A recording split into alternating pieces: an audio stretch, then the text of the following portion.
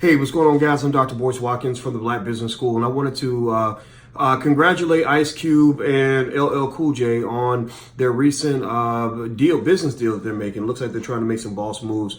They're going into sports. Apparently, they received some backing to the tune of $1 billion or more to go and buy some sports networks. If I'm not mistaken, these sports networks had to be sold by, let me see here, I'm going to Google this real quick because I can't remember what that company was. I want to say it was Disney. Disney owned, if I'm not mistaken, I believe it was Disney owned a lot of these sports networks, regional sports networks, and they were forced to sell them to basically, apparently comply with some sort of antitrust violation. I'm looking at the story right here. It's the TMZ version, so it's not everything, but it's not bad. It kind of does everything it needs to do.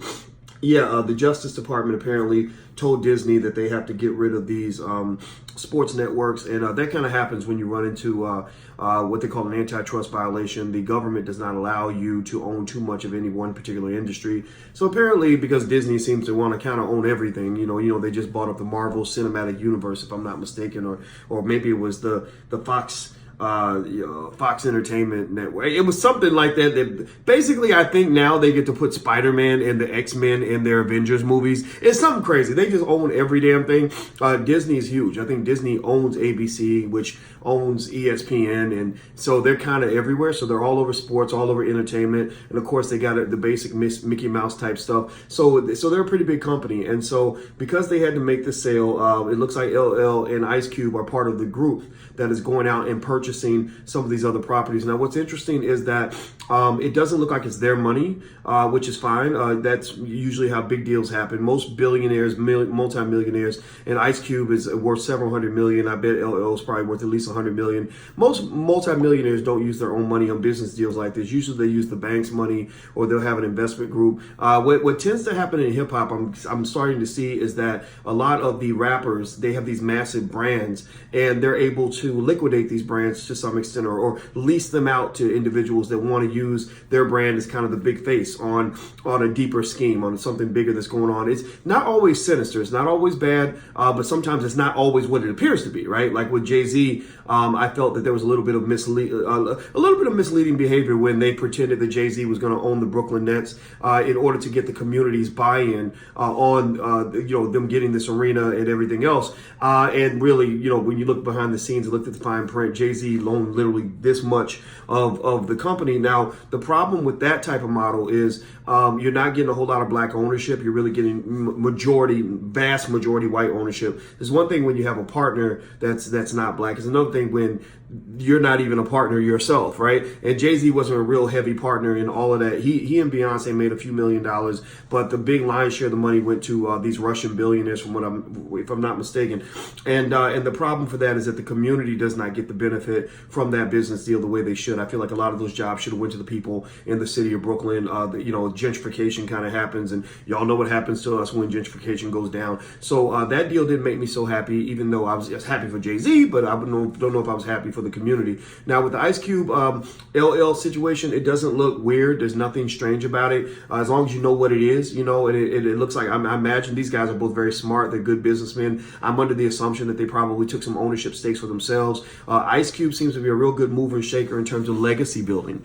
He's very, very good at kind of positioning himself so that when he passes, he'll probably be worth over $1 billion. LL might be, a couple $100 million, or I don't know what his net worth is. I haven't looked. I haven't checked into that. I don't know these guys personally. I talked to LL on the phone one time. Ice Cube, I know people that know him, but I never met him myself. But anyway, long story short, I think it's great. I think it's a natural marriage between hip hop and sports. If you look throughout history, hip hop history, you always saw a lot of the most famous hip hop artists hanging out with the most famous athletes. You got Jay-Z hanging out with LeBron, and then next thing you know, Drake is hanging out with, LeBron, right? I guess everybody's hanging out with LeBron, but or you throwing a Kevin Durant, or you throwing some of these other athletes, right? You go back, 20 years ago, you had Mike Tyson kicking it with Tupac, right? So there's always been a natural connection between hip hop and sports because that's kind of the state of the black man, right? The black man, his whole existence, unfortunately, a big chunk of our existence as black men goes through the villages of hip hop and sports. Like even I used to, I could probably rap if you put a gun to my head, right? Because I love hip hop, and also I played every sport in the book. I was pretty good at sports, so almost every black man gets thrown through that village. Now, what I think needs to happen though is we need to realize we have an oversupply of black male rappers. We have an oversupply of black male athletes. We also need to, in order to supplement those who have the supreme talent, the LLs and the LeBrons and everybody else, we need to supplement that by having an oversupply of black male attorneys who can do the business deals, an oversupply of black male business managers, an oversupply of black male entrepreneurs, an oversupply of black male private equity investors, et cetera, so that when those deals go down, you've got a team of black men around that black man who are all bringing that money back to the black community. And that's really my vision. That's my dream. That's what I'd like to see in the future. I don't know about Ice Cube's team. I don't know about LL's team. But, when you get to that Hollywood space, everything starts getting a little whiter. It gets whiter and whiter to the point where you're like blind. You're like, all the whiteness is just everywhere. Just white people. I think Serena and Russell Wilson, when they did their deal, they went to go with some agency. I forgot what the agency was called. It was one of the big ones, ICA or something like that. Maybe I got it wrong. But anyway, when they signed with the sports agency or this agency, everybody was white. The whole team was white. And so what I think we got to really pay attention to is not just the color of the athlete, the color of the person out front. What's the color of the team? It doesn't have to be 100% black all the time, right? It ain't got to always be Wakanda up in that mug, but you want something kind of Wakanda-ish. You want something that represents the black delegation that says we're here to trade in the global economy like everybody else. And if you want to make a deal with us, you're going to have to go through the black delegation. Here's my lawyer who's black. Here's my business manager who's black. Here's my investment advisor who's black. Here's my CPA who's black. Here's my marketing executive who's black. And I'm black too, because I love black people and I feel safe around my own people as opposed to being around people who don't know me, don't like me, don't want to do what's best for me, don't want to do what's best for my community, most importantly. So that's what I'd like to see. But again, this has very little to do in terms of the specifics of Ice Cube's and LL's deal. I think Ice Cube's making some hella moves. I love what he's doing with the Big Three League. I think everybody should support it. LL, like I said, I only met him on the phone. We talked 10 minutes and he seemed like a nice guy, but I don't know anything much else about him other than the fact that he's a great rapper and a great actor. And I just think it's great to see these men moving in, and a lot of the rappers, etc., as they get older, they're navigating different spaces and just doing big things. And I think that's exactly what, we should pay attention to. The Black Business School.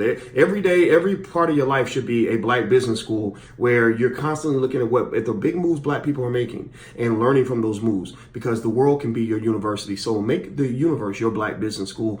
That's how you learn how business works. So I'm Dr. Boyce Watkins. If you want to go get started at the Black Business School, you can go to theblackbusinessschool.com. You can get started for free. The programs cost less than $2 or $3, $4 a day. But if you ain't got no money, you flat broke, that's okay. It's about thinking like a boss. You start off thinking like an empire builder. You start off thinking like a legacy holder. You start off thinking like somebody who's going to build something in a millionaire space, and then the rest will follow. So just come on, join us, sign up, theblackbusinessschool.com, hit the like button, share button, subscribe button. I'm out. I got to go teach some students right now. So you guys take care, and I'll see you soon. Be good. Peace.